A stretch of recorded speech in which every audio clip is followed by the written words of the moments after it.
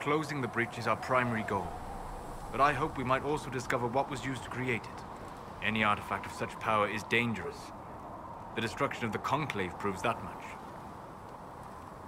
You don't think whatever created the explosion was destroyed in the blast? You survived, did you not? The artifact that created the breach is unlike anything seen in this age. I will not believe it destroyed until I see the shattered fragments with my own eyes. We would do well to try to recover whatever created the breach. Liliana's people have scoured the area near the blast and found nothing. Whatever the artifact was, it is no longer there. In any case, did you need me for anything? I'd be interested in hearing your opinions on elven culture. I thought you would be more interested in sharing your opinions of elven culture. You are Dalish, are you not? What's your problem with the Dalish? Allergic to Halla? They are children acting out stories misheard and repeated wrongly 1,000 times. Oh, but you know the truth, right? While they pass on stories, mangling details, I walk the Fade. I have seen things they have not. Fine, you think we're terrible. What about the alienages full of elves who aren't Dalish? Why? What would it benefit some poor man in a Ferelden alienage to learn that his ancestors strode the land like gods? It would only make him bitter, or inspire him to take a foolish risk and get himself killed. You've decided his reaction for him. Perhaps I have. If you have questions and believe the answers will help, ask.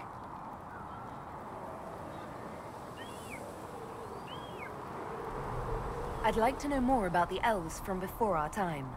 The Dalish strive to remember Hallam Sharal. But Hallam Sharal was merely a fumbling attempt to recreate a forgotten land.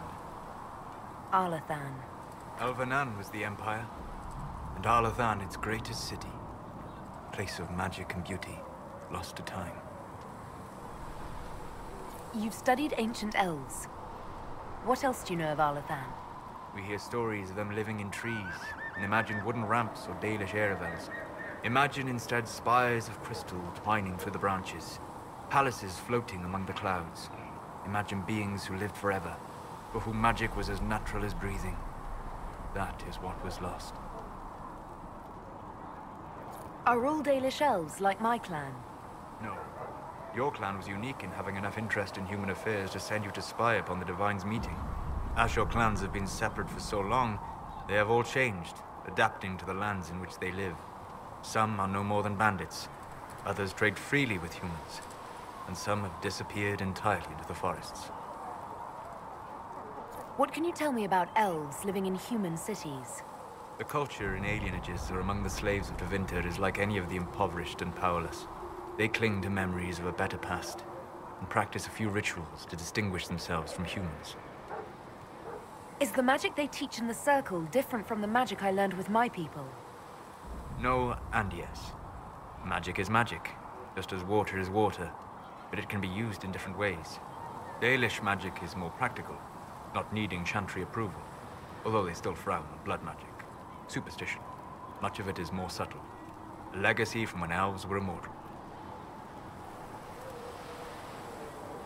The legends of elven immortality.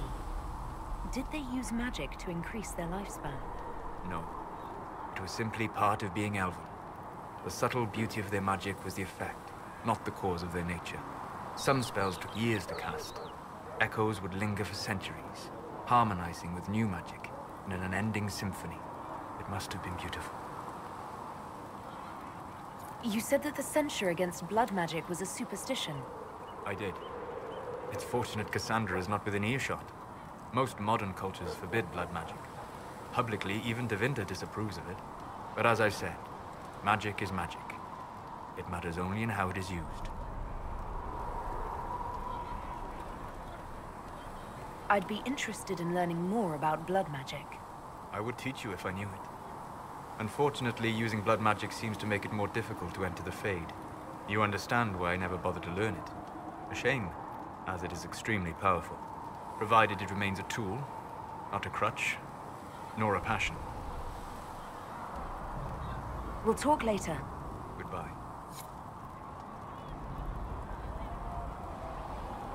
What can I do for you? What do you know about the Fade? A great deal, from my wanderings. There are few hard facts, but I can share what I have learned.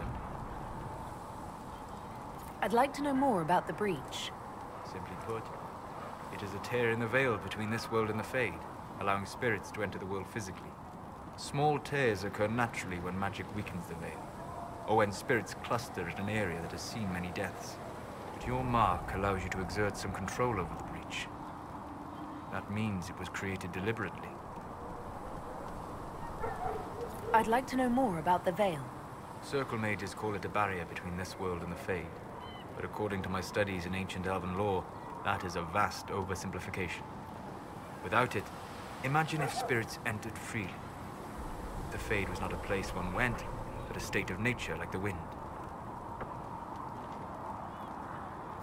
It sounds like it would be wonderful. And dangerous. But yes, a world where imagination defines reality, where spirits are as common as trees or grass. Instead, spirits are strange and fearful, and the Fade is a terrifying world touched only by mages and dreamers. I am glad that I'm not alone in seeing the beauty of such a world, along with the obvious peril. I'd like to know more about demons. Your Dalish say that demons hate the natural world, and seek to bring their chaos and destruction to the living. But such simplistic labels misconstrue their motivations, and in so doing, do all a great disservice. Spirits wish to join the living, and a demon is that wish gone wrong.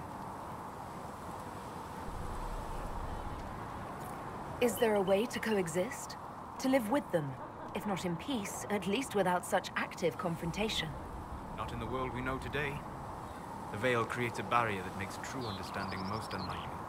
But the question is a good one, and it matters that you thought to ask. We'll talk later. Goodbye. Greetings. I'd like to know more about you, Solas. Why? You're an apostate, yet you risked your freedom to help the Inquisition. Not the wisest course of action when framed that way. I appreciate the work you're doing, Solas. I just wanted to know more about you. I'm sorry. With so much fear in the air. What would you know of me? What made you start studying the Fade? I grew up in a village to the north. There was little to interest a young man, especially one gifted with magic. But as I slept, spirits of the Fade showed me glimpses of wonders I had never imagined. I treasured my dreams. Being awake, out of the Fade, became troublesome. Did spirits try to tempt you? No more than a brightly colored fruit is deliberately tempting you to eat it. I learned how to defend myself from more aggressive spirits, and how to interact safely with the rest. I learned how to control my dreams with full consciousness. There was so much I wanted to explore. I gather you didn't spend your entire life dreaming. No. Eventually, I was unable to find new areas in the Fade. Why? 2 reasons. First, the Fade reflects the world around it. Unless I traveled, I would never find anything new. Second, the Fade reflects and is limited by our imaginations. To find interesting areas, one must be interesting. Is this why you joined the Inquisition? I joined the Inquisition because we were all in terrible danger. If our enemies destroyed the world, I would have nowhere to lay my head while dreaming of the Fade. I wish you luck. Thank you. In truth, I've enjoyed experiencing more of life to find more of the Fade. How so? You train your will to control magic and withstand possession. Your indomitable focus is an enjoyable side benefit. You have chosen a path whose steps you do not dislike because it leads to a destination you enjoy. As have I. Indomitable focus? Presumably. I have yet to see it dominated. I imagine that the sight would be fascinating.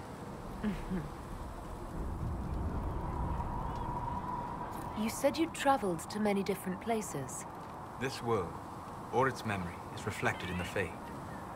Dream in ancient ruins, and you may see a city lost to history. Some of my fondest memories were found in crumbling cities, long picked dry by treasure seekers, the best of the battlefields. Spirits press so tightly on the veil that you can slip across with but a thought. Any place in particular? I dreamt at Ostagar. I witnessed the brutality of the Darkspawn and the valor of the Ferelden warriors. I saw Alistair and the hero Ferelden light the signal fire, and Logain's infamous betrayal of Caelan's forces. I've heard the stories. It would be interesting to hear what it was really like. That's just it. In the Fade, I see reflections created by spirits who react to the emotions of the warriors. One moment, I see heroic wardens lighting the fire, and a power-mad villain sneering as he lets King Caelan fall. The next, I see an army overwhelmed and a veteran commander refusing to let more soldiers die in a lost cause. And you can't tell which is real? It is the Fade. They are all real. Have you always traveled and studied alone? Not at all. I have built many lasting friendships. Spirits of wisdom, possessed of ancient knowledge, happy to share what they had seen. Spirits of purpose helped me search. Even wisps, curious and playful, would point out treasures I might have missed. I don't know of any spirits by those names. They rarely seek this world. When they do, their natures do not often survive exposure to the people they encounter. Wisdom and purpose are too easily twisted to pride and desire. You're saying that you became friends with Pride and Desire demons? They were not demons for me. Meaning? The Fade reflects the minds of the living. If you expect a spirit of wisdom to be a pride demon, it will adapt. And if your mind is free of corrupting influences, if you understand the nature of the spirit, they can be fast friends. I'm impressed that you could become friends with spirits. Anyone who can dream has the potential. Few ever try. My friends comforted me in grief and shared my joy. Yet, because they exist without form, as we understand it, the Chantry declares that spirits are not truly people. Is Cassandra defined by her cheekbones and not her faith? Varric by his chest hair and not his wit? You have an interesting way of looking at the world, Solas. I try. And that isn't quite an answer. I look forward to helping you make new friends. That should be... well... That isn't quite an answer either. We'll talk later. Goodbye.